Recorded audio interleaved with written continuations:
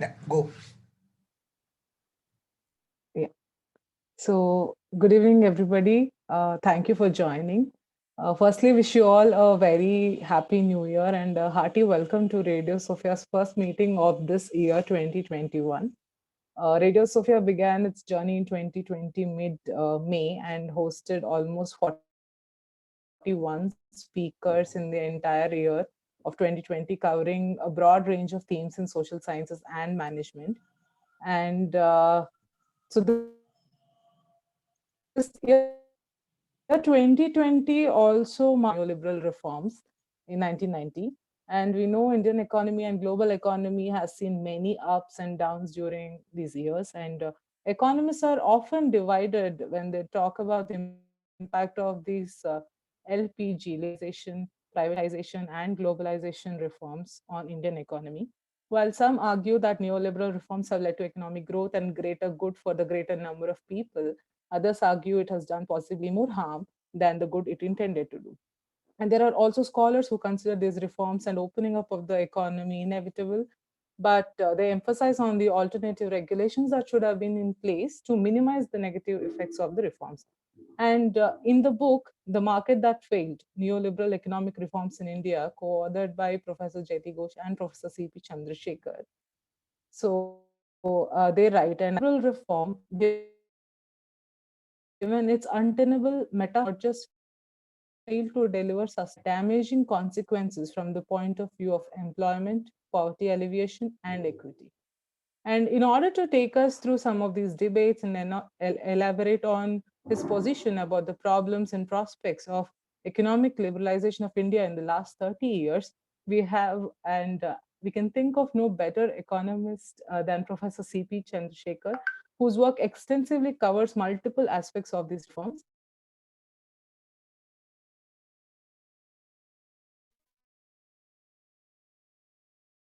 And I'm sure most of you need no introduction are very well.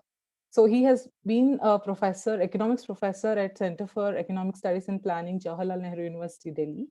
His area of expertise is applied macroeconomics and development economics with focus on industry and finance. And for those who also regularly follow Frontline, Business Line, Macroscan, and Economy Watch in the Hindu, his name is, of course, well noted as a columnist. And he has published widely in academic journals and is also the co-author of the book Crisis as Conquest, Learning from East Asia, and Promoting ICT for Human Development.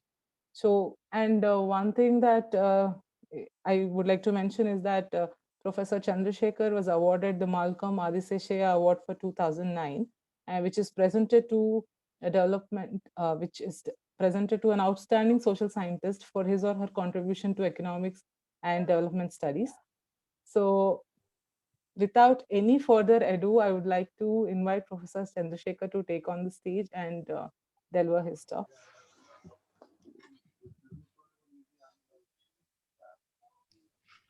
Okay. Thank you for that elaborate introduction, and and a happy New Year to all of y'all. Uh, I am going to take a minute to try and switch my line because uh, I seem to have a problem with this line. So just give me 1 minute, not more than that. Sure, sir. Okay, can you hear me now? Yes, sir. I'm back. We can Okay. hear you. Yes. Yeah. So yeah, just tell me in case it's unstable. You just tell me, and I can shift to the other one. Okay. So Sure, sure. yeah. So we have this very broad topic, I suppose, 30 years of liberalization. Um, and there are so many aspects of it which were mentioned, of course, by Kranti when she was doing the introduction. Uh, I just want to try and focus on sort of few tendencies which became visible, which also sort of necessitate a kind of periodization of the process of liberalization in India. And to do this, I'm planning, can I share a screen? Yeah, I can, I guess, right? I'm going to share a screen with you. Is screen sharing disabled? So you can do it now. Okay. Is it okay if I use a PowerPoint? Yes, Yes, sir. absolutely. Okay, so let me just Okay, so yeah, so what I'd like to do is is look at the liberalization period, which normally we tend to identify as the 30 years which began in July 1991, when we had what were virtually a sort of sequence which ran over more than a decade of reforms. And those reforms we know were triggered by a crisis, a balance of payments crisis, and recourse to an IMF loan of about 5 billion SDR in 1991. But the point is that balance of payments crisis itself was the result of a process of liberalization which had begun earlier, which was focused on two features of the Indian economy, not so much internal liberalization, which is removal of controls on production, capacity creation, prices, etc. But it had elements which began in 1981, but then sort of gathered momentum in the mid 1980s, of trade liberalization, which tended to widen over a period of time during the 1980s, the trade and current account deficit. And we had a process of financial liberalization, which essentially permitted easier access to private external commercial borrowing. It allowed private Indian actors to enter into the international market to borrow from private markets. And of course, the government itself, through many agencies, did resort to such borrowing. Now, this liberalization, that is the 1981 liberalization, which really puts the clock back a decade, so that we are really talking in some sense of 40 years of liberalization, began with the IMF loan of 1981, which was a $5.8 billion loan. That was the largest loan the IMF had ever given to a developing country at that point of time. And as a result of that liberalization, what we do know is that the external debt, because it included elements of liberalization with regard to external commercial borrowing, the external debt stock to national income ratio almost tripled. It went up from about 11% in 1980 to about 32% in 1991. And when you have such, even though India's overall debt GDP ratio wasn't all that high, when you have that kind of an increase in the debt stock relative to the size of your economy, what happens is, over a period of time, international creditors become wary of giving you loans of long maturities, of extending even beyond a year, but definitely those extending into 3-5 years, etc. So if you look at it, there were clear signs that even by 1988, which was 3 years before the 1991 balance of payments crisis, the share of short-term debt had risen from about 6% to about 11%. So that even though the external debt to GDP ratio wasn't all that high, there was a certain degree of cautiousness on the part of international creditors, and that was partly because of the fact that they were seeing that during this period, the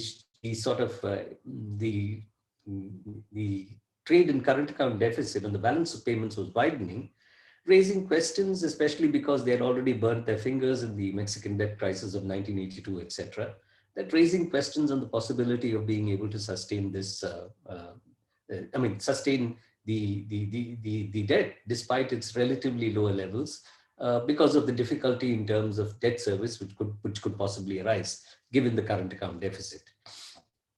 The other feature during this period, of course, is that you had a tendency where the rise in external debt was associated with the rise of the internal debt of both the central and state governments. But since the center was actually the one which decided to go in for the 1981 IMF loan, and it in some sense dominates the whole liberalization process in terms of policy making, if you look at the center's budget deficit to GDP ratio, and this is not the fiscal deficit, because we shifted to the use of fiscal deficit as an indicator post 1991.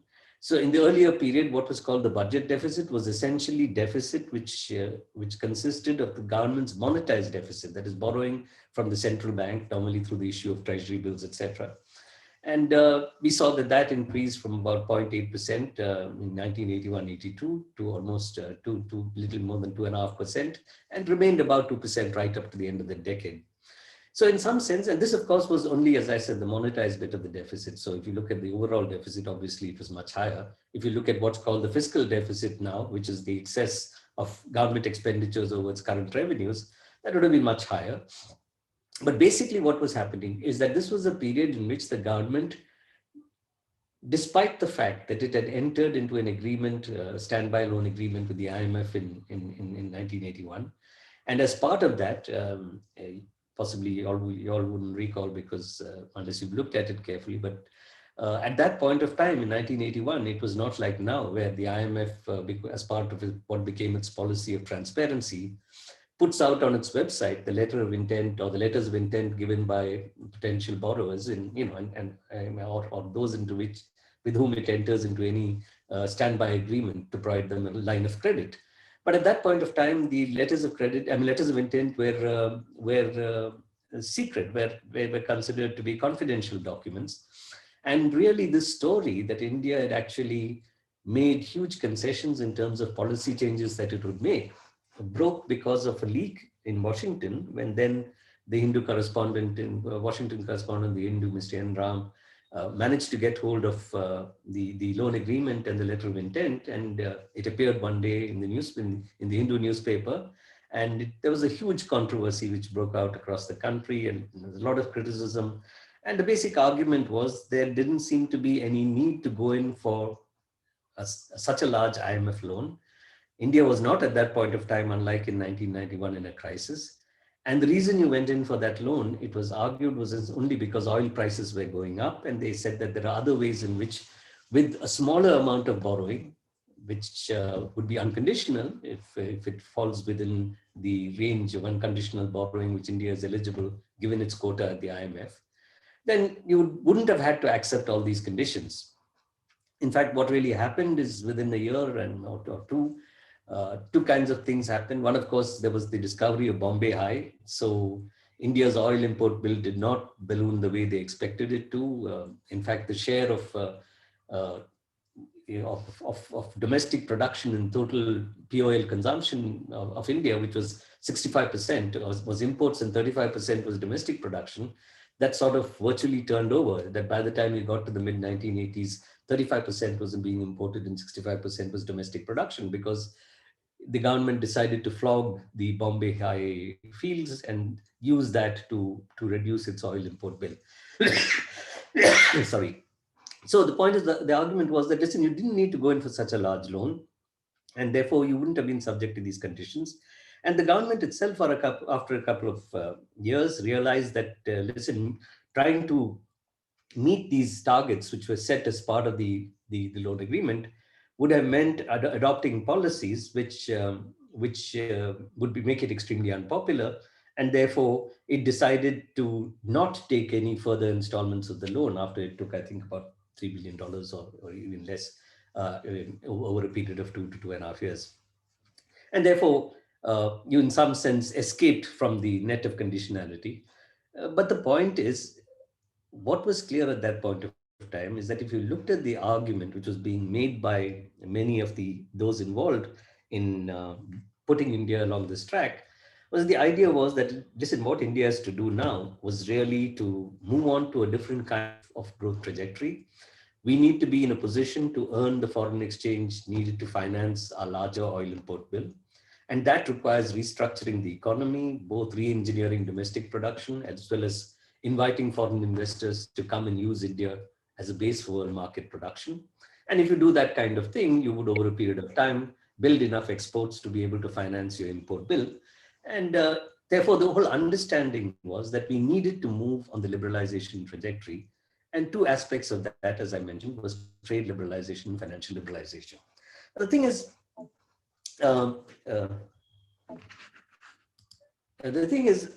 we need to distinguish between this liberalization, which of course, as I said, the focus of which was the external sector, and what can be termed neoliberal reform. And that's what leads up to the periodization that I want to place before you. So if you really look at neoliberal reform, it in a larger sense, though it comes with a rhetoric which tries to argue that there is a minimal role for the state or in fact a withdrawal of the state, etc. Really what neoliberal reform involves is the transformation of the role of the state. It's not that the state does not intervene. As we know, India is today considered an example of a neoliberal regime, and we have a highly sort of proactive state. But its proactivity is different. It's not a fiscally proactive player and a regulator of private capital. That's not the role of the state anymore. Both the financial investors and real investors, particularly financial investors, to one of being a facilitator of private investment. The whole idea was that, listen, the private sector has to lead, and this private sector will be both domestic and foreign. The idea would be to be able to grow on the basis of the external market, and that would essentially allow you to get the foreign exchange needed to finance your larger import bill, because of the fact that if you go in for trade liberalization of substantial magnitude or intensity, then you would end up with a situation where your current account deficit would widen. So the key component of any neoliberal regime, which of course in extreme situations takes the form of austerity, etc., is an overwhelming emphasis on reining in government deficits and borrowing. And that reining in of the deficit and of borrowing is not through increased taxation, because you can rein in your deficit by getting more revenues. But it's not through increased taxation, because if your role is as a facilitator of the state, as being a facilitator and of private capital, then obviously what you want to do is also incentivize. You also want to incentivize private investment.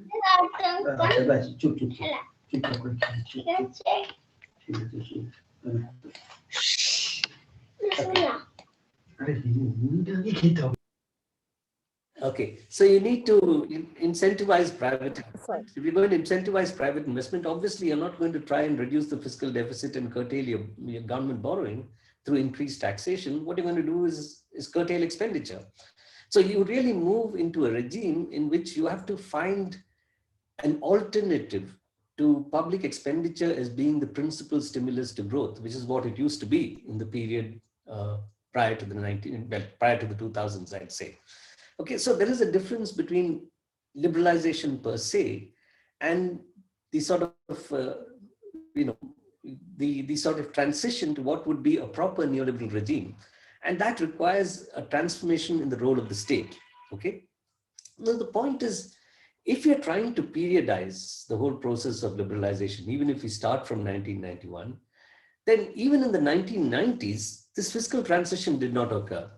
If you look at the center's fiscal deficit to GDP ratio, for example, starting from 1991, it was at about 6.42% at the time of the crisis. Obviously, you had to curtail because you went to the IMF and took one more large loan. But you can see that, after an earlier effort to try and reduce it with fluctuations, you went back to about 6% by the time you had got to the end of the 1990s. And part of it was, of course, because of the implementation of the then pay commission recommendations, etc. But the whole point was this sort of commitment to actually not be a proactive fiscal player in which government expenditure plays a role was not something which seemed to have been sort of emphasized at that point of time. And partly the reason why, even as far as the second IMF loan was concerned, which was the 1991 IMF loan, the reason we decided to do it, besides the benefit we got after financial liberalization of some inflow of capital, more than what we used to get earlier, which I'll come to in a bit, you basically had a situation in which the government sort of began a process of trying to fiscally adjust, but really didn't go too far on that. And you then began to see once again a rise in the fiscal deficit. And in some sense, if you look at the growth process at that point of time, there were two factors which accounted for sort of periods of or episodes of growth in the 1990s. One factor, of course, was the fact that because of trade liberalization and liberalization of foreign investment rules, you saw a set of commodities which earlier you could only get by import from the international market, and that import was restricted despite the liberalization of the 1980s. You saw a period in which the government decided to continue with protection for final stage goods, but liberalize the imports of capital goods and intermediates, including for the production of what would be considered non-essential or luxury goods consumed by the sort of upper 1%, 2%, 3% of the population.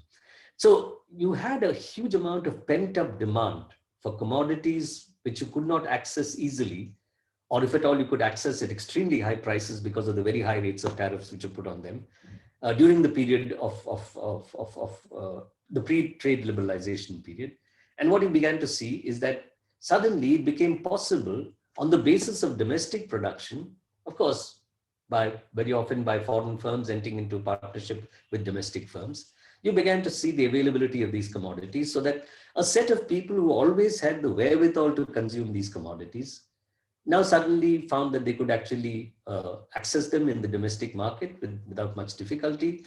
These commodities tend to have relatively low price elasticities of demand because it's the rich who consume them.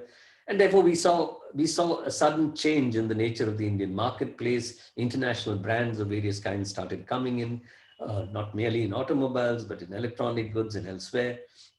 And this resulted in one sort of, a spurt of growth released by the release of this pent-up demand in the upper income groups of the population.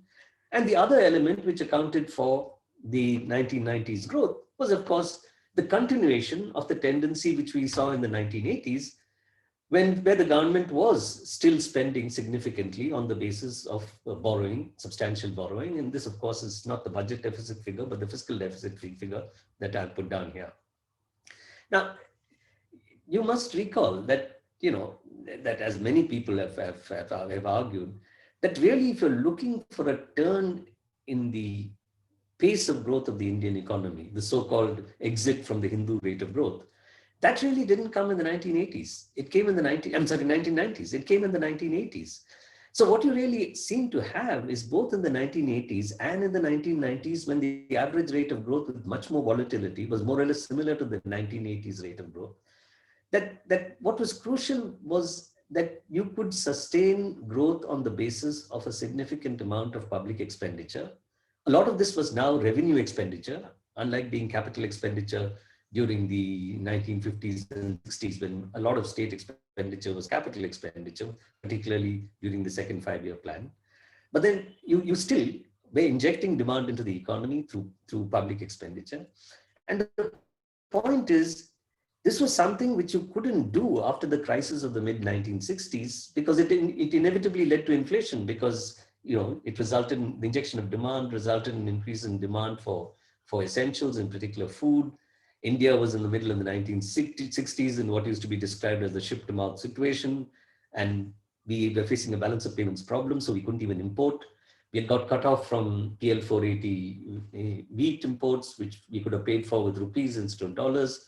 And therefore, it was not possible to do this, and which is why we saw the deceleration in growth from mid-1960s to about 1980. What really happened in the 1980s was that somehow if you find that the government is able to undertake these expenditures financed with debt, but this actually doesn't lead to a kind of domestic absorption which hits a supply side constraint, particularly a constraint in terms of wage goods or food, because of the fact that now the reason it didn't hit that and lead to inflation was that now you had access to a significant amount of foreign exchange as a result of the inflow initially of debt and subsequently, as we shall see, of other private capital. And if you have access to foreign exchange, that's really a fully fungible asset. You can convert it to any commodity.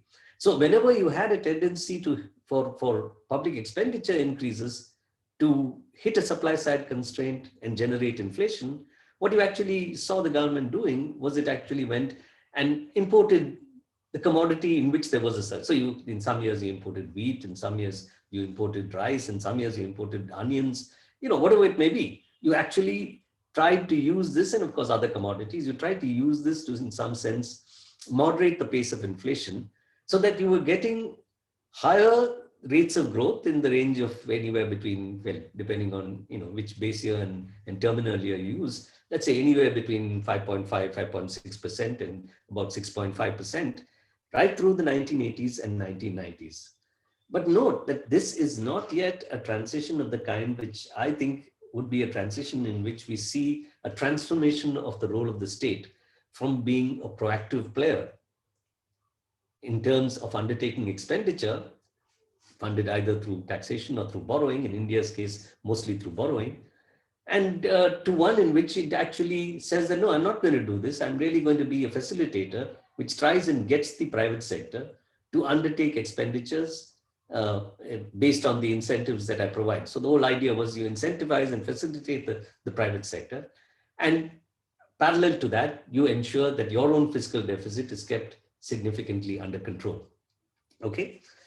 Now, as you can see from this, and then I'll move on from this chart, that really, when did this begin to happen? This began to happen in 2003-4.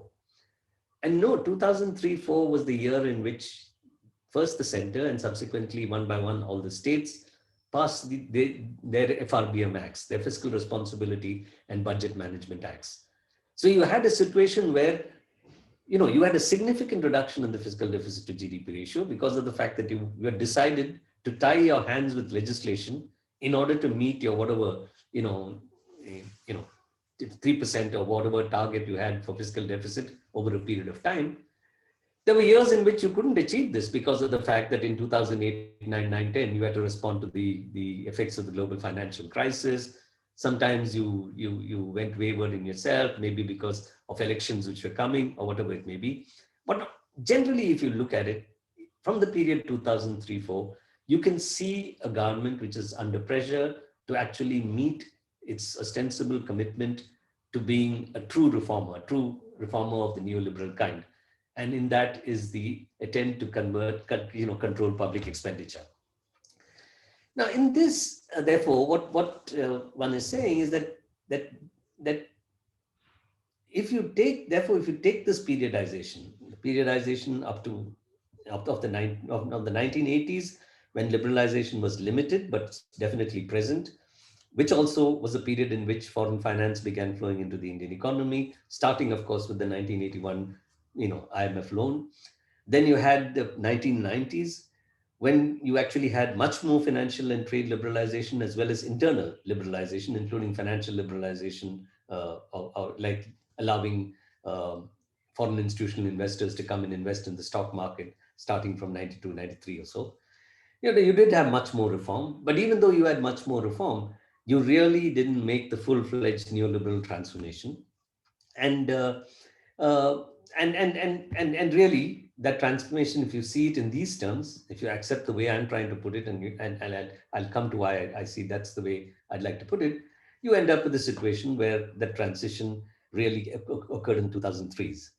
And I'm not going to, but the basic point is, in all of this, what we see is the role for global finance. Now, supposing I want to understand this 2003 period, because I don't have the time to go in detail into the earlier period, but supposing we want to understand the 2003 period, what is crucial is that this was also a period, besides the fact that you see a visible tendency for a transition of the state in terms of its role, we see an extraordinary surge in foreign portfolio investment. So if you look at this is the period from 1991, which is when people normally tend to date the sort of intensified reforms, if you want to call it that. And what we saw is, yes, there was an increase in foreign investment flows. But what are you talking about? You're talking about from, sometimes they have 300 million for 350 million and so on. You went up to about, 4 billion, in some years you went up to about close to 6 billion, etc. So that you were in the, 3 to 6 billion range, even right up to the end of the 1990s.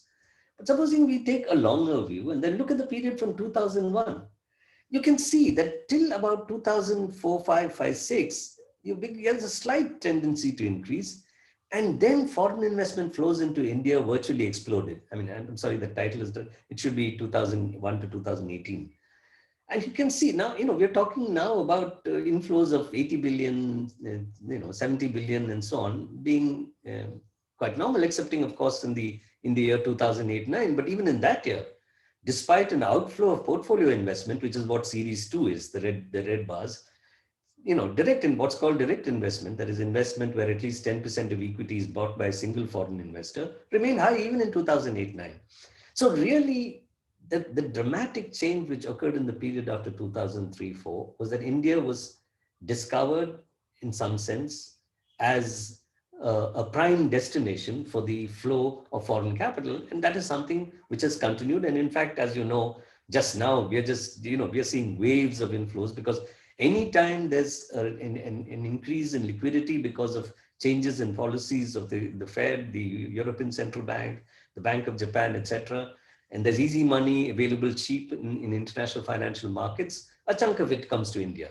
Not a very large proportion, but still by Indian standards, an extremely significant amount. Now, this obviously meant that India was getting capital far in excess of what was required. And this cumulative excess, this basically is a graph which is giving for that period from 2000 to 2010, what was the cumulative excess of capital account inflow, that is inflow of foreign capital, over the current account deficit. How much more than what we needed to finance our balance of payment was India receiving? Because that would essentially mean that either we put it in reserves or we export it out as investments abroad by residents, okay? And you can see there's a huge increase in the cumulative, the accumulation of cumulative excess capital in the Indian economy. And by excess capital, I'm defining it as that which is in excess of what was needed to finance the current account deficit. Now, in part, this buoyancy was engineered. First, of course, we changed our rules with regard to foreign investment. We introduced a large amount of convertibility for foreign investors. The sort of ceiling on foreign equity on domestic firms, which was 40% under FERA, was raised to 51 in some cases, 76 in some cases, 100 in many cases. We gave tax benefits through the special treaty route so that much of we had a special treaty, for example, with Mauritius. A lot of the foreign investment came through Mauritius because you went and registered a shell company in Mauritius and routed your investments through that. And because of the double taxation agreement we had, they didn't have tax. And then in 2003-04, the government decided to abolish capital gains tax in India. Before that, we had what's called a long-term capital gains tax, which was tax of capital gains which are acquired through investments of more than 365 days or 1 year. It used to be 20%, it had been reduced to 10%, and then in 2003-04, you got rid of it, which essentially meant that if a foreign investor came and invested in the equity market after 2003-04 and made, let's say, a 40% return in 368 days because there's a boom going on in the market, you collected your capital gains if you decide to book your profits and didn't pay any tax and left, okay?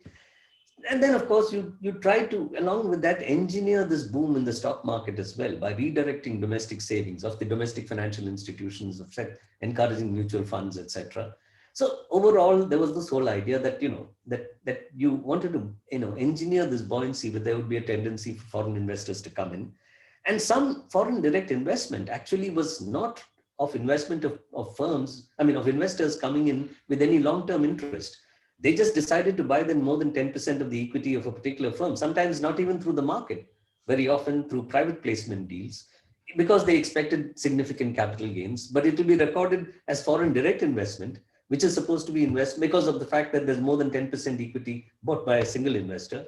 And that got recorded in that form essentially because of the definition that 10% is enough to be identified as FDI. So, as I said, that we had this tax break trigger in 2003-04, which was after which that you began to see the spike in foreign investment. And all of this had its effect on fiscal policy. That if you allow the accumulation of a significant amount of legacy foreign capital within your economic boundaries, then this actually creates a situation where it becomes difficult to adopt a proactive fiscal policy. It becomes difficult because foreign investors, as you know, you switch on the television, you look at any newspaper, not just in India, any emerging market, and you'll always hear this thing that, unfortunately, government debt is very high, the fiscal deficit is too high, they're missing their fiscal deficit targets, etc. The basic point, there are many reasons for it. One, of course, is the fear of the belief that this would necessarily be highly inflationary, and the fear of inflation, which all financial investors have, because the value of financial assets erodes if you have an increase in the prices of real goods and services.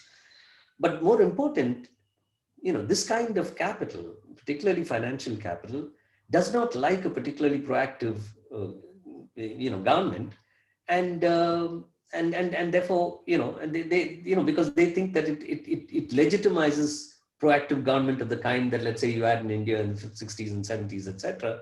And what they want to do is to delegitimize that and legitimize the market.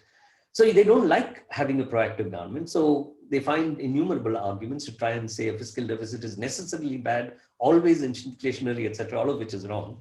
And you end up with a situation in which there's pressure to reduce deficits, to not resort to monetization, to adopt a deflationary fiscal stance. And that really is what we saw happening. Okay. Now, the point is, now when this was happening, the question which arises that, if this is the scenario we have the state deciding that it's going to make the transition to a neoliberal fiscal regime. But then normally you'd say that if you enter into a neoliberal fiscal regime and you actually see the state meeting so-called fiscal deficit targets, then you should expect that the stimulus which comes from public expenditure is reduced, and that would result in a slowing down of growth, because public expenditure, we've seen in the past, in India's case, right from the 50s, has been an important stimulus. It's a sort of internal, external market for the private sector, because when the government spends, it buys things, it employs people who have wages, they spend, there are multiplier effects, and so on. So you basically have a situation in which there is a tendency which you'd find that that there would be that if you actually implement your fiscal pullback, then you'd end up with a situation where you'd see growth slowing down. But what do we have? We know, and I'm not going to trouble you with those numbers, but we know that really after 2003-4, excepting for 2008-9 because of the global financial crisis, right up to about 2012, we actually had a situation where the Indian economy was growing at very high rates. In fact, before the financial crisis, growing at rates of almost 9% per annum, and on average about 8% per annum, right to about 2011, 12, 13. So obviously, what is happening? I mean, you're actually losing the principal stimulus, the aggregate demand stimulus, which you had in the economy through government spending. And on the other hand, you're seeing a situation in which, and listen, you're actually seeing a fiscal deficit coming down when the government is actually, seeing its tax GDP ratio in part stagnating and then, even declining for a significant number of years because of the sort of effort to incentivize private investment, which is part of the new neoliberal strategy. So the question is, what explains this growth in investment? Now, what if you look at the other thing which happened, okay, during this period? Look at the period from around 2002-3 in this graph, and of course I've runs only till 11-12, and you can see that right through the 1990s, when fiscal policy was still a feature an element driving Indian growth, basically the ratio of outstanding scheduled commercial bank credit to GDP, to the size of the economy, was about 22%. That was where it was sort of stagnating. And then you begin to see some rise, but look at it after 2001-2. You begin to see this huge increase, so that by the time you get to 11-12, you've moved from 22% to 56%. Now, 56% might not be high, compared to some countries like South Korea, for example. But then you look at the transformation. You're seeing an almost more than 2.5 times increase in the ratio of outstanding credit to GDP in a period when GDP itself is growing very rapidly, which means that there's a huge boom in credit which is occurring in this period. Now, why does this occur? Well, one of the reasons it occurred is because of the fact that I seem to be missing the chart of mine. I don't know where I'm sorry, I had a chart of, I'm sorry. Yeah, I showed it to you already. That, that we saw that this was also the period where you had this huge increase in foreign investment flows. Now, when foreign investment flows come in, what happens? The foreign investor comes in, converts dollars or euros or whatever it may be into rupees, invests in whatever you want to invest in, whether in stock market, whether in private placement, whether in actual capital assets, whatever it may be. And then at some point of time, you start taking out profits. At some point of time, you might actually decide to close your investment and repatriate your investment, whatever it may be. But basically, if you have cumulative inflows which are large and consistently growing, then what you're saying is that there is a huge increase, I mean, in injection of rupee liquidity into the economy, because these are being translated into rupees, and these rupees are now being spent in the Indian economy. Because when I invest in something, gets spent by the whoever sold me whatever was sold, that person spends, somebody else gets the money, etc. So there's a huge increase in liquidity. So that if you look at what was happening to the deposit base of the banking system, there was a huge increase which is occurring over this period of time. Now, when you have an increase in the deposit base of the banking system, we know that banks have no choice. If you get the deposit, you're paying the depositor some rate of interest, whatever it may be. You can't just sit on that money, you'll make a loss. You need to keep the money moving. So you have to actually invest it or lend it to somebody at a rate which is higher, and then be a spread. And depending upon your intermediation costs, the spread minus the intermediation cost is going to give you some profit. If there's no spread, if you're stuck with paying the depositor, then obviously you're going to have a problem. So what we had is that this injection of liquidity associated with the increasing presence of foreign capital in the Indian economy results in this credit boom. Okay, it results in the credit boom because the banking system is under pressure to lend. Okay, now if you have this kind of a credit boom, where did the money go? One, of course, it went to personal loans. There was a point of time when if you were young and you didn't have a proper government permanent job and you went to a bank and asked for a loan, they'll say, have you got any land or gold to give us as collateral? Otherwise, we can't lend to you. We moved into a situation where people had credit cards. They not only had credit cards, they could go to the automobile store, showroom, and actually find somebody who will give them credit at maybe, even 0% deposit to buy a car or a two-wheeler or whatever it may be. People started buying houses because housing loans became easier to get and so on. So if you look at it, the share of personal loans, and personal loans are loans for personal housing, for purchases of automobiles and purchases of consumer durables, educational loans, credit card receivables, loans for just, deciding to go on vacation, whatever it may be. So you take all of this retail, what are called retail loans by the industry, and it increased from about 9% in 1996 to about 22% in 2007. So one area into which you went was personal loans. Now this is troublesome if you look at the American experience of the subprime crisis, but thus far it has not been so troublesome in India. Because the rate of default on personal loans has been pretty low. In fact, the highest rate of default in retail credit is on educational loans, because people take credit to go through some private educational institution, come out and realize they're not able to get a job to be able to pay that kind of interest and amortization, and therefore they default. So you tend to see a high default. The second area into which it went into is into so-called sensitive sectors like capital, real estate, and commodity markets, etc. That received, this was something which the public banking system normally didn't go into after nationalization, but its share basically became something like 20%, of which 19% was contribution of real estate. Okay, this is not housing loans. This is lending to developers, etc. Okay, but the third thing was a boom in lending to infrastructure. Now, the whole idea was banks normally don't lend to infrastructure because, the nature of banks is that they get money from depositors who don't want any credit risk, any interest rate risk or capital risk. They don't want they want liquidity. If they want to, suddenly do something, buy a car, maybe put a deposit on a house, meet some health expenditure, emergency health expenditure, whatever it may be. Some people might, use the money for marriages and whatever it may be. So you end up with a situation where you want liquidity. So you basically don't want long maturity. You want liquidity. You don't want risk. You want low risk, low maturity, and a high degree of liquidity. Now, whereas if you take infrastructure, that's a kind of investment in which what you're doing is you're actually tying up your money, because it's very difficult to get rid of infrastructural investments. You might have, let's say, 60% or 30% holding in a tollway. It's difficult to in short time to find somebody who will pick up your 30% equity in an infrastructural project. Okay, so you basically are tying yourself into long maturity, higher risk, and relatively illiquid projects.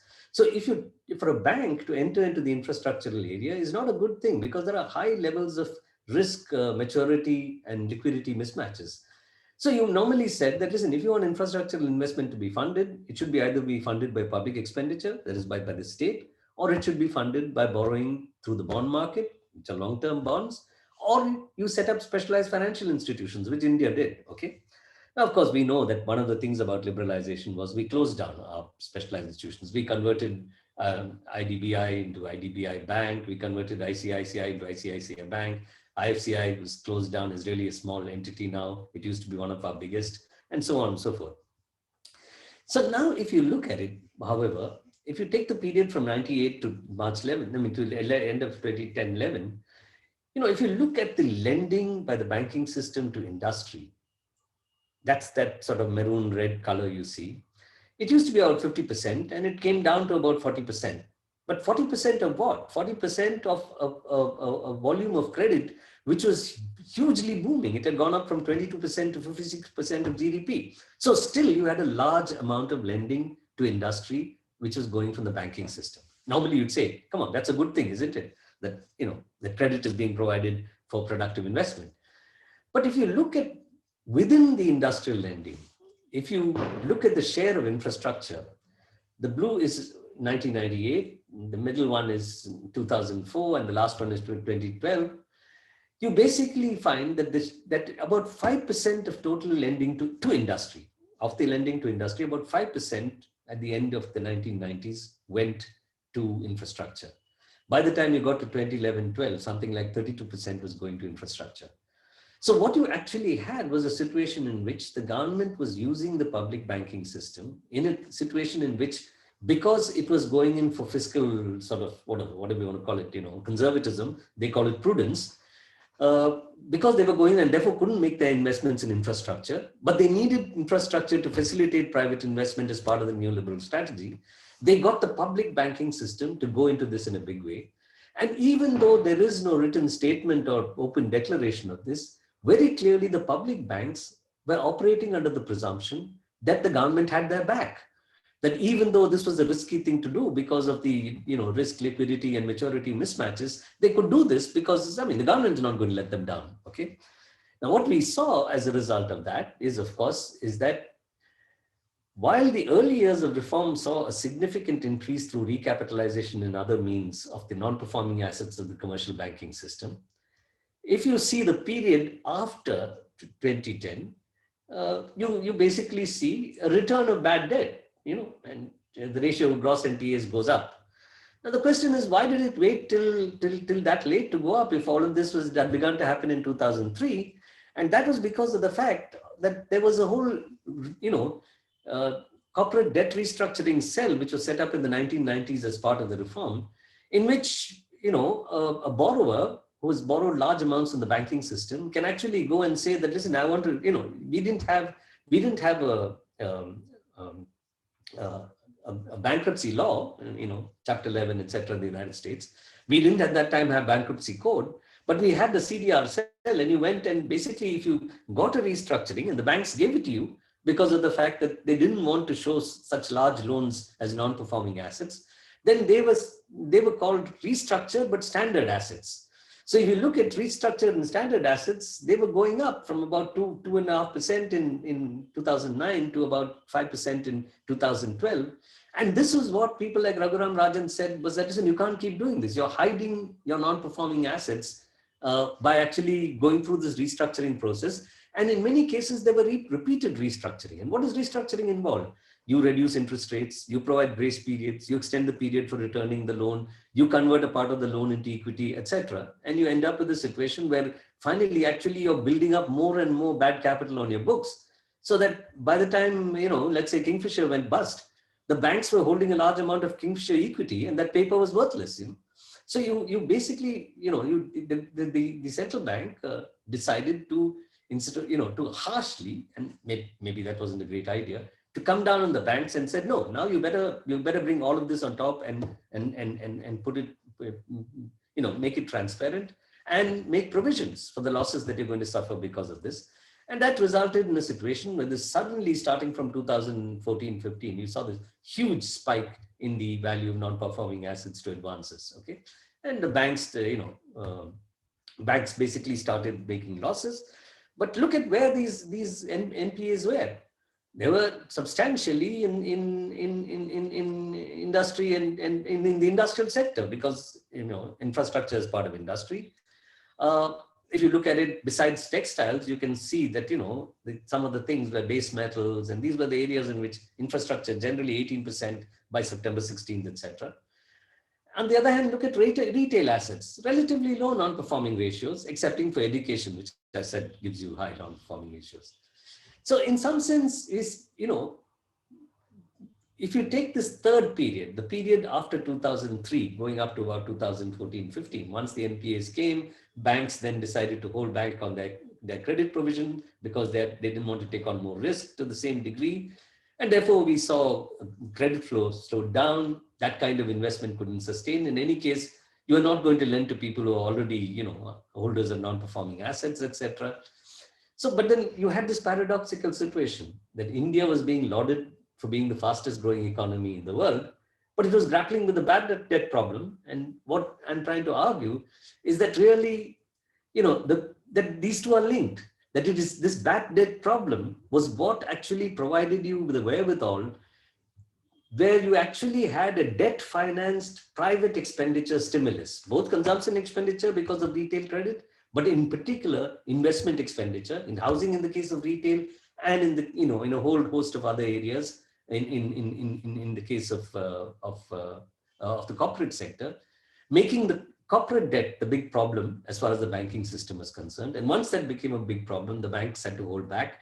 And when they began to hold back, no more could you see this credit financed consumption and investment boom.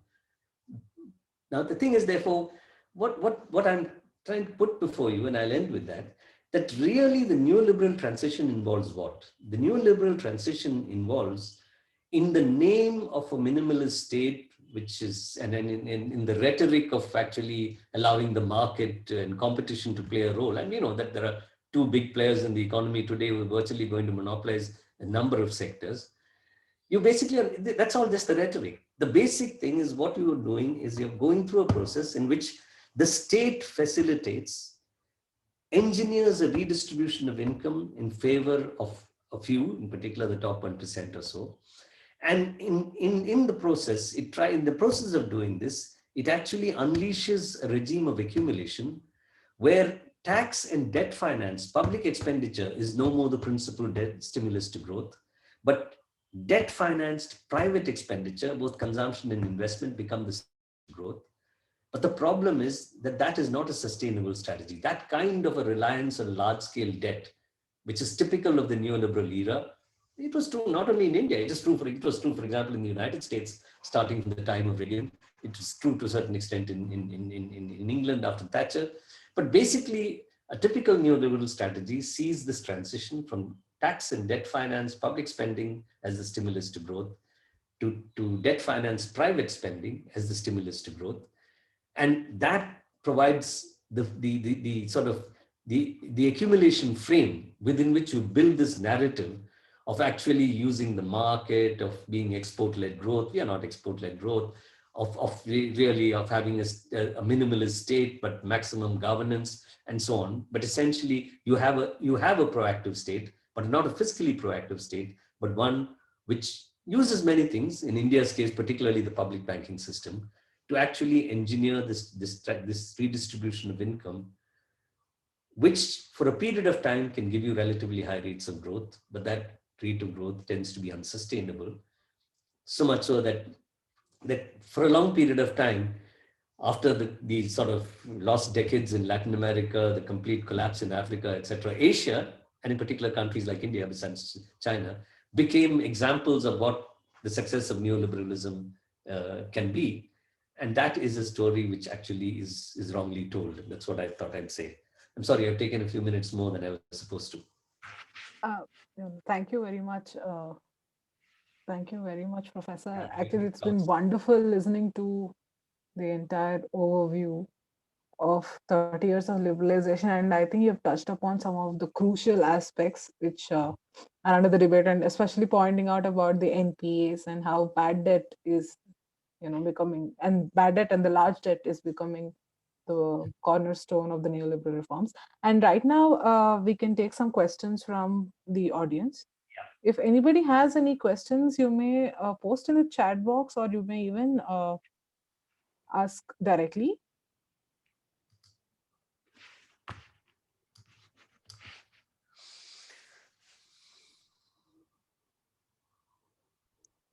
Any questions?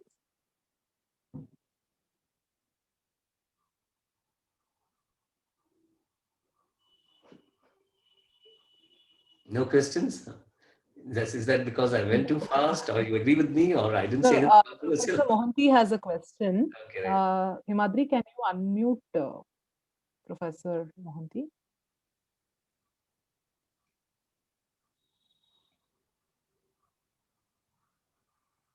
Just a second. So Chandru, thanks much. That was really very, very nice. I really enjoyed it. What I would like to ask is, however, this. So in one way, what you're saying is that largely this is in neoliberal financial market reform. And what we are seeing is, in some ways, a Minsky process. With the caveat that in the Minsky process, normally you would get overextended balance sheets of private firms. Rather, what has happened in the Indian case, and what is the differential specific, is that government policy has allowed that to be transferred to the public banking system, and in a way reduce the extent of Minsky bad debts for the corporate sector. Is that a reasonable reading of your argument? Yes, but let me extend it a bit. Let's put it this. Supposing you take the sort of Minsky fame, etc. Basically, Minsky fame was one in which you said that, listen, in periods of boom, and very often that boom is led by public expenditure, that the cushions of safety of the banking system shrinks because there's confidence. You think that the economy is doing well, so you can lend more. And because you lend more, the boom continues. So you think you can, the cushions of safety actually keep reducing. And that actually pushes the financial system into activities which are going to make it difficult for it to sustain and you get a bust. And when you get the bust, there's no option but for the state to come in and rescue the financial system. Okay. Now, in this, what we're saying is that there are two things which are central. There's a role for government expenditure, as well as there's a role for the central bank, because finally the central bank must keep ensuring that there is adequate liquidity, both during the period of time of the credit boom, as well as during the period of time of the rescue after the crisis occurs. Okay. Now, as opposed to that, what I'm trying to say is that, listen, I mean, in emerging markets, and that's sort of made very clear by the Indian case, it's not because of the activity of the central bank or the state. In fact, the state is actually trying to tie its hands as far as its expenditure is concerned. Okay. It is because of the fact that you have this injection of liquidity which comes because you become a target, or you partly try to make yourself the target of large inflows of foreign capital, that this infusion of liquidity from abroad converts into rupee liquidity because investments are made here. These don't all go away. So that it's not that the net flow is zero. Your cumulative accumulation is very large. So that puts liquidity into the system. And when liquidity comes into the system, whether the government decides to use the public banking system or not is one thing, but the banking system has no choice. If the deposit base of the banking system increases, it'll have to keep increasing lending. It has to increase lending, means it has to widen the universe of borrowers. If it has to widen the universe of borrowers and give everybody more credit, then it'll have to actually get onto a more risky trajectory. In the Indian case, because it was a public banking system, perhaps the government decided that since its financial reform involved closing down the financial institutions, the DFIs, and because of the fact that it had decided to tie its hands as far as public spending was concerned, it could use this excess liquidity in the banking system to push it in a direction which was in keeping with its neoliberal strategy, which is to facilitate private investment. And one thing for that is, of course, is infrastructure. So you actually tell them you lend to the private sector or you lend to PPP projects in order to be able to create infrastructure, which will help the private sector to take on the role of leading the growth process. So really what I'm saying is here, if you are not successful in attracting large amounts of foreign capital, this thing wouldn't have even gone on for as long as it did. But it could go on because this huge amount of liquidity came into the system. And I suppose the classic case where this is at all irrelevant, all of this is irrelevant, is the United States, because it's the country with the dominant reserve currency. But any hard currency country has the advantage that its own central bank can generate liquidity, whereas that cannot be done by a central bank like India. And for that, this whole, being able to actually benefit from the global surge after the rise to dominance of finance internationally, to benefit from the global surge, actually provides the basis for that trajectory, for this trajectory. And the specific form that trajectory takes might be influenced by the fact that the banking system is predominantly public and the government could use that. I don't know if I've made myself clear. Thanks, Chandra. So really, the driver is our external flows. Yeah. And that's what then sets off, when you absorb it, that sets off the Minsky cycle. Yeah. Yeah. Okay, thanks. Thank you so much, Professor Mohanty, for the question. And if anybody else has, Himadri has a question. I'm just reading it. So the question says, one of the biggest changes in these years have been tremendous rise in foreign exchange reserves. Do you think it's time for the central bank to keep a check on the rising foreign exchange, or should we let it rise? Well, let me put it this way.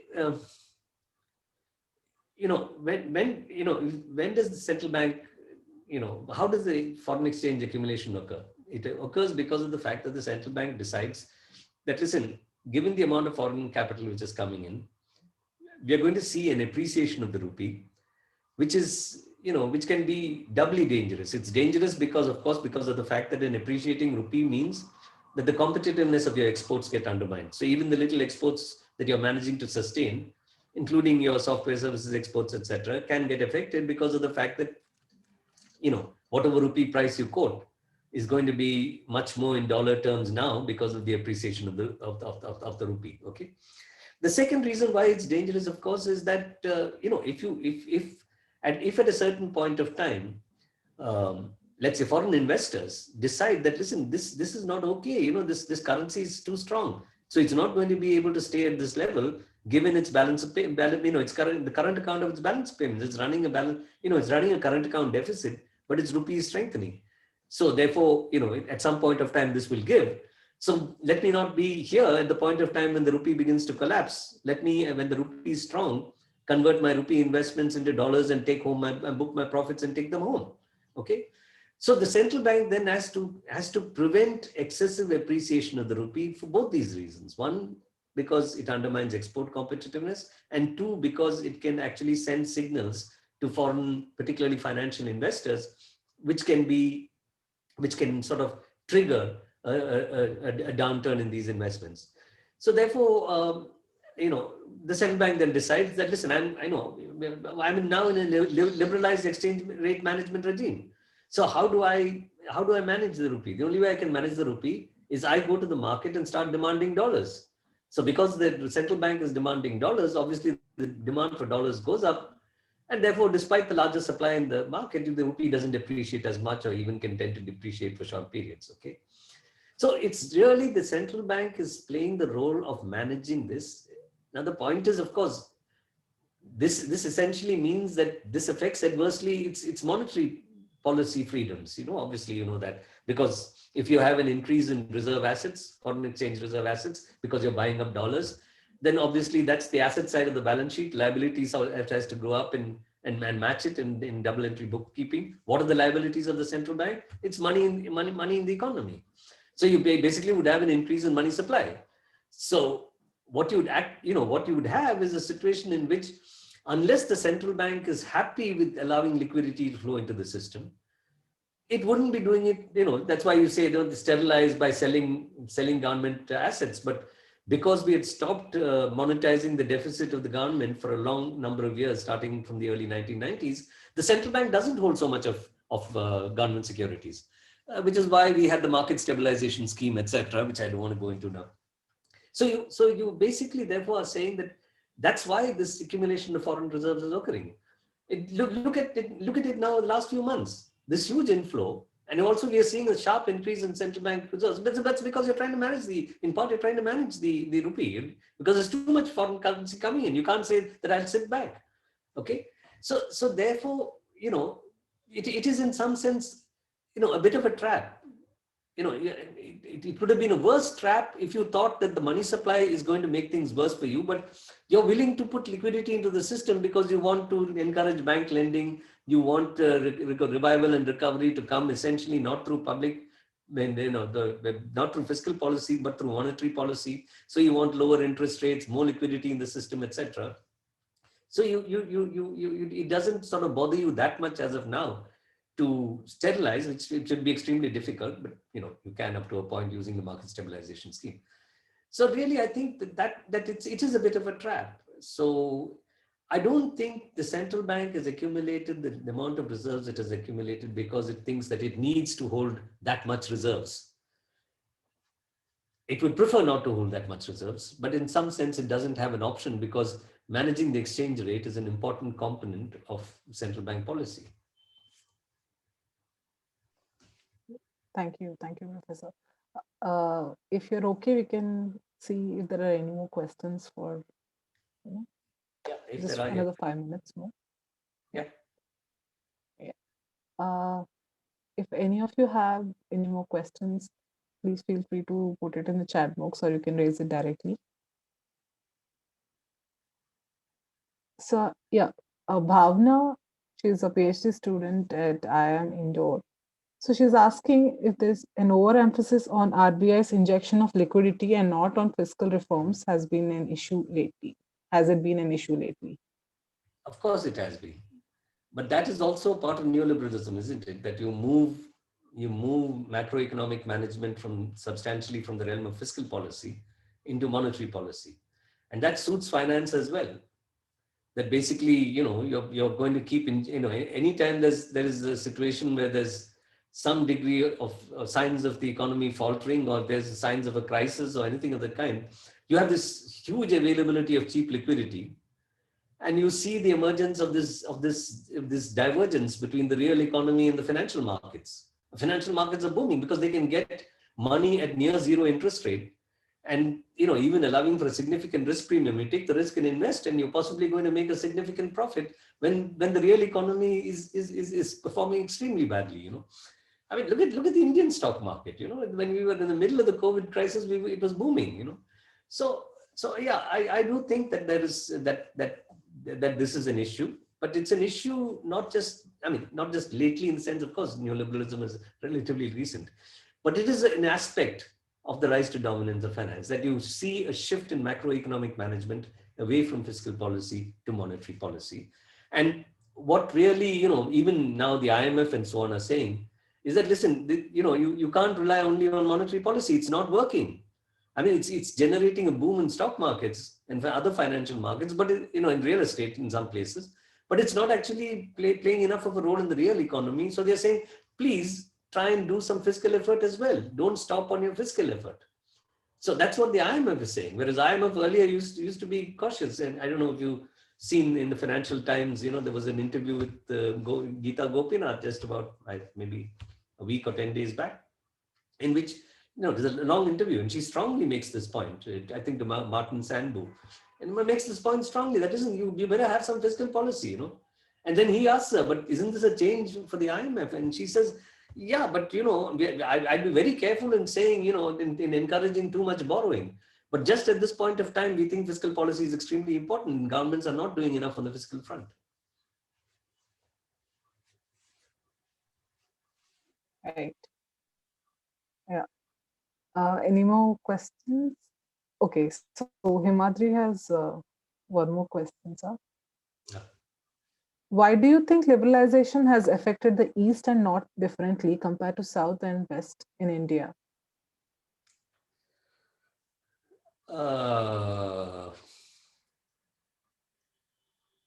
Is that true? Why do you think liberal?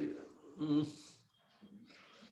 uh, If you want me to clarify my question, so basically, listen, let's yeah, put it sure. this way. That supposing we take this infrastructural investments, okay, it's true that the investments would go more to where there's more, there are more clustering of industry, etc. Because, you provide power where there's likely to be a higher power consumption, okay? You set up a tollway where there's going to be, you set up a port in, Adani set up a port in Gujarat because, they're from there, but more importantly, because that's an area from which significant imports and exports would occur, So it just might be, it's not that liberalization has affected the East and North differently. Um, let me put it this way, that what were seen as the positive effects of liberalization. Listen, if you look at it in terms of I couldn't even touch on that, but if you see the dramatically adverse effects on state finances after the coming of the GST, because listen, GST, the value added tax, was something which was pushed, particularly in developing countries, by the IMF. Okay. So it's part of a kind of, part of a tax strategy where you rely less on direct taxation and more on indirect taxation, and they feel that value-added taxes are not so obvious because don't all land on the consumer. They're sort of at different stages. They're levied. But so if you look at it in terms of the revenue position of the states, Bengal is extremely adversely affected. That's an adverse impact of neoliberalism on state finances. And the states have a responsibility for a large number of expenditures, which obviously get hit adversely, okay, including health expenditures in the midst of the COVID pandemic. So yeah, maybe what you're saying is that you see what are considered to be the positive effects, and I'm saying even those positive effects are riding on a bubble, okay? But what are considered to be the positive effects are seen more in the West and the South, whereas the negative effects are everywhere, and they would be there even in the East and the North, So I'm not, and I look at it like that. I don't think India is any more such a segmented economy. Okay, we've always neglected the Northeast, and Kashmir has got more political problems, and to be able to get on to addressing its economic problems, etc. But otherwise, I don't think India is segmented to an extent where you can say that a regime transition, leaves unaffected some parts of the country and only affects other parts of the country. Maybe what we say that some parts of the country get more of the adverse effects, other parts of the country get the adverse effects, but they also get ostensibly some things which are considered to be the benefits of liberalization. And that depends, of course, on your past endowments, on what you built up in the pre-liberalization years. Right. Thank you, sir. And I think okay, there's one more question from Mohit. So let's take that. Upsurge in incoming capital flows do not seem to create the same kind of issues for India as in some Latin American countries and Turkey, as in financial Dutch disease. Credit booms don't go bust the same way in India. Does it speak something about the resilience of the Indian growth story? Well, first, one of the reasons why I pointed to 1991 being a crisis which triggered the intensification of reform as being the product of liberalization, which started with the 1981 IMF loan, is I'm trying to say that don't think India hasn't had any adverse effects of liberalization. It had it quite early. Okay. The second is I'm arguing that, listen, that if you look at it in terms of what seemed to be the India growth story, that growth story was riding on the bubble because India was successful in becoming a target for this large mass of foreign capital, which was looking for new destinations. It had gone to Latin America, come on, Latin America's experience started with the experience of the Southern Cone countries virtually in the mid 1970s, particularly in Chile and so on. It was after the assassination of Allende and the entry of the Chicago boys into Latin America, into Chile in particular. And it's the experience of the Southern Cone countries which led to Dias Alejandro writing his famous piece, that goodbye financial repression, hello financial crisis, or whatever it was called, they started very early.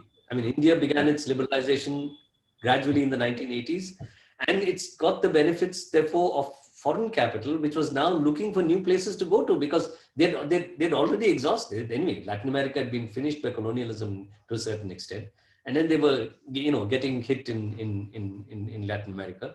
So they were looking for new places, and India got it. But what I'm trying to say is that now it is clear that that internal growth story is clearly a growth story in which it's obvious that it was riding on a bubble. In fact, even RBI sometimes summaries say that that growth was partly spurred by the huge increase in lending which occurred in the period after 2004-5. And the point is, once your internal growth story starts giving, and you've accumulated a large amount of legacy capital, there is no guarantee that you're going to continue to remain a favored destination for foreign capital. You might, till such time as they cannot find other destinations to move to. But when they would, they'd actually say that, listen, no, the risk premium here has become too much. Why should I stay here? And let's not forget that the 1980s, 97 Southeast Asian crisis occurred in countries which otherwise were extremely strong. Their growth stories were much stronger than India's, but because they went in for financial liberalization, they became the victims of boom-bust cycles. So it's not only Latin America. Southeast Asia was a victim of boom-bust cycles in 1997. And they've accumulated huge reserves now as insurance against any further such tendency. But their reserves are not like India's borrowed reserves. Their reserves are earned reserves. Excepting Thailand and so on. But even Thailand at the time when tourism boom was still high and so on, it was significantly earned. So, so they have some kind of insurance based on their foreign exchange reserves, whereas our foreign exchange reserves are past capital which came in and can under the rules of the game now choose to walk out, and you'll have to actually let them go. So I'm saying that this growth story is now I would say has ended, and once that has ended, the possibility that you could become the victim of boom-bust cycles because of financial liberalization only increases. So let's wait and see. I don't think India's growth story is going to be a successful growth story unless India can become an exporter of the kind that China became in the period after the 1980s. So I would like to ask one last question from my side. So now that we've been talking about the reforms, and we know how the public expenditure has come down, and also, especially if you look at the agriculture sector, and also given that the credit to the agriculture sector also, other than maybe perhaps that mandatory priority sector lending or towards a rural development, which has not seen much of a growth. Do you think with the newly proposed agricultural reforms, which are trying to completely liberalize agriculture through entry of corporate farming or contract farming in the big corporates, will it change situation any better for agriculture in terms of access to credit, especially? There are two narratives. One narrative is that this is completely anti-farmer. It's going to result in a situation where even the little, because not all farmers producing rice and wheat get the MSP, and definitely many other crops don't get the MSP, even though MSP is supposed to apply to them as well. But what we know is that this is definitely going to have an adverse effect on the farming community. It's going to have an effect on their ability to control over land, etc. The point is that there is another narrative that this would actually change the nature of the Indian growth story, okay? The Indian agricultural growth story. And the way it would change it is it will lead to significant diversification of agricultural production. It will lead to improve agricultural practices. It would increase productivity and yield and so on. Now, as far as I'm concerned, there is, if you look worldwide, the evidence for this is extremely limited and dicey. That in fact, in most cases, the attempt to bring agribusiness in order to transform the growth trajectory of agriculture has been disastrous, not merely for the farmers, but as a growth story in itself. So the way I look at it is, it's going to do all the things which the farmers fear that it could do if it actually, is implemented. But if it is implemented, it's unlikely to actually deliver what those who are trying to advocate it, not merely in government, but also those economists, whether they be Gulati or Ramesh Chand or Sujit Balla, whoever they are, they just try to build the story that, this is going to have this wonderful transformation. All what we couldn't do the pre-Green Revolution years, after the Green Revolution, is suddenly going to happen because agribusiness firms are going to come and help us do it. That's not going to happen either. So you're really going to get the worst of both, which is the real danger. And that you're doing to a sector which is already in significant crisis, where the crisis is at the moment not even a crisis of production. There's a lot of production. The crisis is of the viability of crop production. And when you have that kind of a crisis and increase in indebtedness and suicides and whatever, at that time to try and do this kind of thing in which you're definitely going to have the adverse effects, and you in my view, you're not going to get the positive effects or any of it, then that's about the worst thing to do. Right. I don't know if I've answered your question. Yeah. Yes, I definitely have. And so, yeah, with this, I think we can end the session. And thank you very much, Professor, for joining at our request at short notice.